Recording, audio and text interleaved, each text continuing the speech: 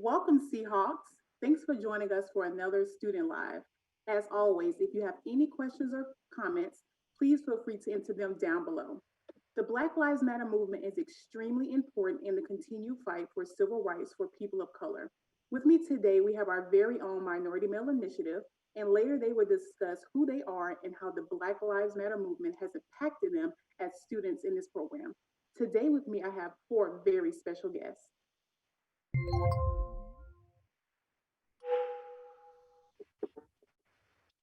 Hello, my name is Ian Chambers. I am studying sociology and I am I'm the academic peer leader at South Campus. Good afternoon, everyone. My name is Lucas Pierre. I'm an active member at the MMI at the North Campus, and I'm a computer information tech major. Hi, my name is Wolflinsky Charles. I am the peer academic leader for North Campus, and I am studying biology.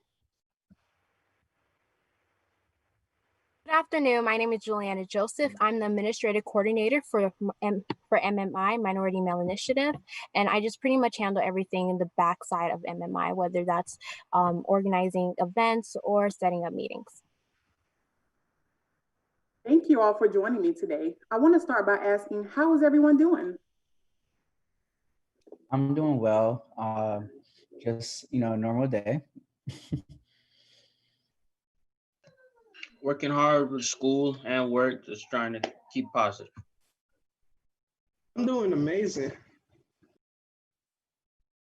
I'm trying my best, taking it one day at a time. Awesome. In the support of the Black Lives Matter movement, this is a great time for our students to reflect on what they can do to empower those around them by getting involved and really making a difference. Juliana, can you explain to us more about the Minority Male Initiative at Broward College? No problem, Jasmine. Hi, Jasmine. The Minority Male Initiative is to enhance the experience of our minority males. We are here to provide a route to with Broward College, almost like a membership, to help our minority males succeed and complete their AA or their bachelor's degree. We provide any type of support. We also have faculty mentors here to help our students in any way possible. So we are just more so like a brotherhood or a safe space for our minority males here at Broward College. Awesome. Thank you, Juliana. So, with all of the wonderful work that this organization is doing, can you kind of explain some of the events or initiatives that you all have hosted since the beginning of the program? So the minority male usually have greatness in the making meetings. So it's a student-led club that provides any information, or we just have students lead the information, whatever we believe that might motivate students, or students have any subjects they would like to speak on.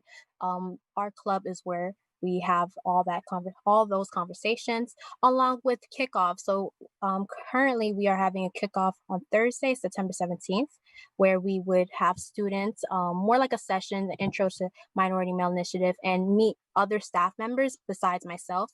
And also we usually attend a Black Brown College Bound conference. Last year was in Tampa, and it's an opportunity to not only just meet, your fellow students at different campuses, but you meet students all over different colleges, universities, and you get to network and meet other people and create expand your network actually. That sounds awesome. Thank you so much, Juliana. This question is for our student panelists. Can you kind of share some of your experiences or special memories that you have with being involved with MMI? As Juliana just mentioned, the special memory for me is Black Brown College Brown, BBCB. It was my first time outside of Broward County since I had moved here from the Caribbean to study for school. And it really helped me gain knowledge and experience both personally and professional wise. And I'm forever in debt to MMI. It has changed. Attending that conference has changed my life in so many ways. My special memory is joining MMI. When I joined MMI, I was a struggling freshman. And Dr. Walker, he helped me know what I needed to know, where to go if I needed help, everything that I needed, Dr. Walker helped me. So my special memory was joining the brotherhood. So yes, I also do have a special memory. Just like Wolf said, I remember when I first started being when I was first a part of the organization. I in 2019, David King, the former academic leader, before they allowed me to be in his position. I remember just starting the group, just him and myself, and then it came. We took it from just both of us to handing out flyers and telling people about the different events that we're having to it just growing on South Campus, which is just amazing. And like Juliana said, we have our kickoff on the 17th. It's just a great feeling to see how the amount of people that we have at South Campus, and this is a brotherhood. It's a safe space for us to come and be able to communicate, talk about things where we have someone that we can actually go to. We have people that we can actually trust. We also have our mentors. We help each other with our schoolwork, and we don't leave anyone out. We're here to support each other. Your battle is my battle. We're gonna fight this together. We're gonna help each other succeed and win in every area of our lives. That is amazing. Thank you all for sharing those memories with us. So, as you all know, with the Black Lives Matter movement possibly being one of the largest movements in the US history, how have you all been impacted by what's going on? So I honestly, I feel like everyone's got was impacted in many ways. For me, personally, I have seen a woman racially profile me. I also just the conversation that you have to have nowadays, where you have to talk about that you might have to have with your parents or a guy or someone that's your parental guidance. That you have to talk now. You have to talk about what if God forbid you got pulled over by a police officer that is Caucasian or of a different race than you. It's just that you just be more careful of your surroundings. It's just those very hard conversations to have. Now it's a routine to have because of how the regularity of how this is happening in today's society. And I just think that it's crazy, but I know that there can be a change and there will be a change. I agree with Ian. There will be a change and it can be a change. I personally dealt with um, past problems where I was judged or I just felt like I wasn't welcome because of the color of my skin, where I felt annihilated. And especially as a Black African American woman, it's just, this movement has brought hope for me because I always used to read it in the textbooks about, civil rights movements, but I never seen a true movement like this where it's not only affecting the African Black people, it's not only affecting us, it's affecting everyone. And being that everyone's being outspoken in a time like this is wonderful. And I definitely encourage many others to just keep speaking out and also, follow through with your research. And I believe that's really important. And that's how it's impacted me recently. Building off of what Juliana and Ian have said, I have different perspective with the movement. I do support it, but growing up from the Caribbean, I was located in a predominantly black community.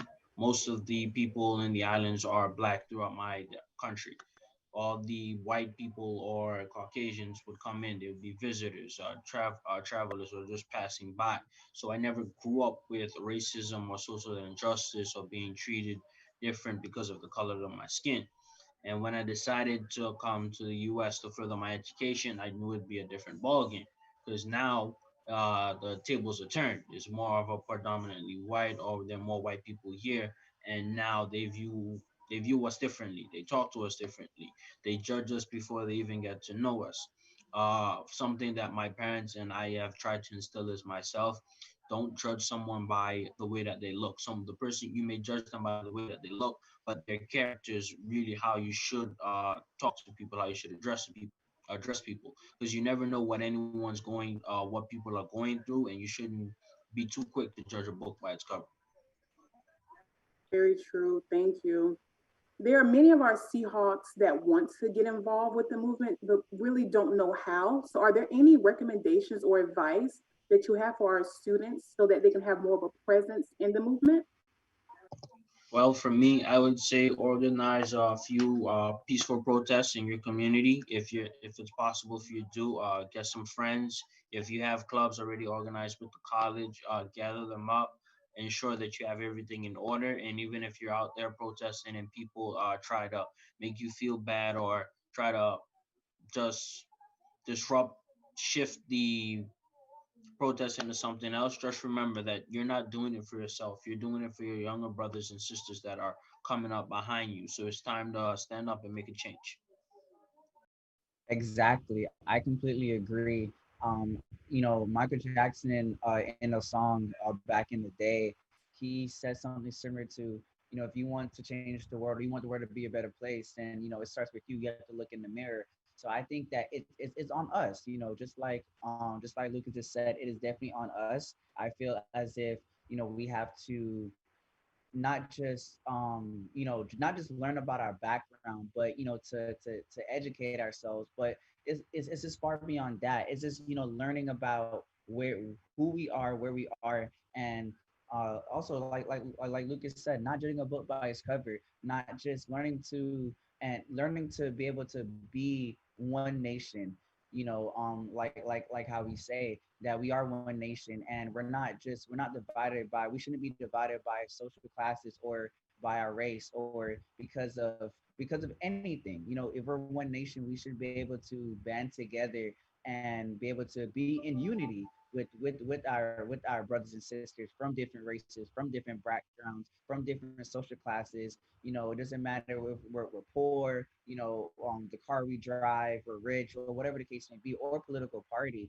I feel like it's time that we make that change. And because we have people that are growing up, in this pandemic, and with everything that's going on right now, that unfortunately they might have to grow up in an environment like this, which is not fair and not right. And just because we dealt with this before, like Juliana said earlier, with the civil rights movement, doesn't mean that this is something that has to continue. Like Lucas said, you can join peaceful protests. That is definitely something that you can do. But there's many ways that you can get involved. But at the end of the day, getting involved starts all boils down to us looking in the mirror and making that change. I definitely agree with what Lucas and Ian says. Also to add to that point is that do your research. Research is important. Being able to not be knowledgeable about the subject and not just going on Instagram and running with the first, news feed that you see, but also do your research, read your books, also know who you're reading from, because it's one thing to just read a book and not know like who's the author, what's their background, because research knowledge is the key to this current Black Lives Matter. Without knowledge, we wouldn't be, without the knowledge we know of what's currently happening, we wouldn't know what's going on. We would just live our daily lives. So knowledge is important. And also remember that Black Lives Matter isn't just for Black lives. It's to help overall society's oppression that we've been put through, the systematic racism, little things. It's not just to help us, it's to help everyone. If you're scared of going out or gathering or protesting right now because of COVID, you can start a group chat or do your research and donate to Black Lives Matter movement, not just to any, but do your research, know what's going to us, what's actually helping us. And yeah. Awesome. Thank you all so much for those words of wisdom. Many voices are speaking up against these injustices, all different races, different backgrounds, and ages. Now more than ever, this is the time to stand up with the people of color within your community, strengthen your voice, and take action. In closing, are there any final thoughts from our panelists? Stay strong, keep healthy. We will beat this pandemic. We will get over this, and hopefully by the end of this, the black community has become stronger, and we can all bond together in unity. Change is possible, but being silent doesn't get you the change that you want. Actions get you the change that you need. So take action, protest, or donate. Main point is just do something, take action.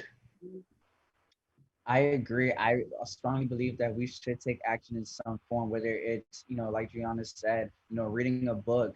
There's movies that you can watch on actual scenarios of Black Lives Matters. There's articles that you can read. So there's various different things that you can do to take action if you don't want to protest or anything of that sort. Protest is not the only way to take action with a movement like this, but it's important to get involved. Like Will said, you can donate, you can read, you can start your own campaign.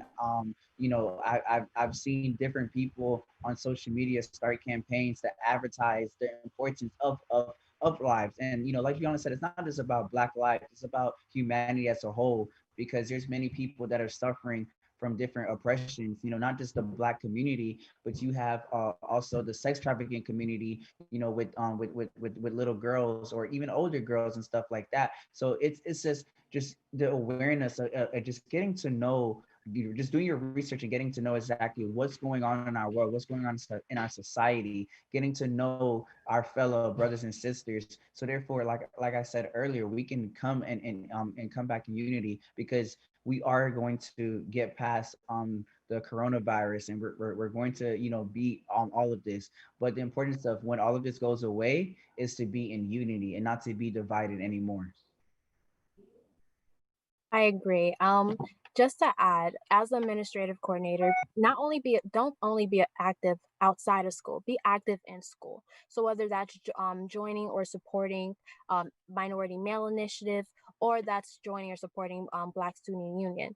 With Minority Male Initiative, we deeply encourage you guys to join one of our meetings. For example, our kickoff that's coming off, or let's say you can't make it, definitely follow us on Instagram at Ignite BCMMI. I repeat, Ignite BCMMI. We definitely want participation. We want help. Minority Male Initiative isn't just for our African American or Black students. It's for all our minority students. Any student that feels, belittled or don't feel like they're not getting the service they need or the attention they need, definitely come and visit us. You could definitely check out our website at broward.college.edu. Just type in MMI, literally the acronym, and then the first link that would appear would be our website. And definitely apply. Check in once again with our Instagram, because we always keep any upcoming events there. So I definitely encourage everyone to do their part and be diligent in what they do. Well, with that being said, a huge thank you to our very own Minority Male Initiative for joining us today and sharing more about their organization. Thank you all so much for all of the work that you do in and outside of our community, and also shedding more light on the Black Lives Matter movement. We hope to see you all soon at our next Student Live when we celebrate Hispanic Heritage Month. See you soon.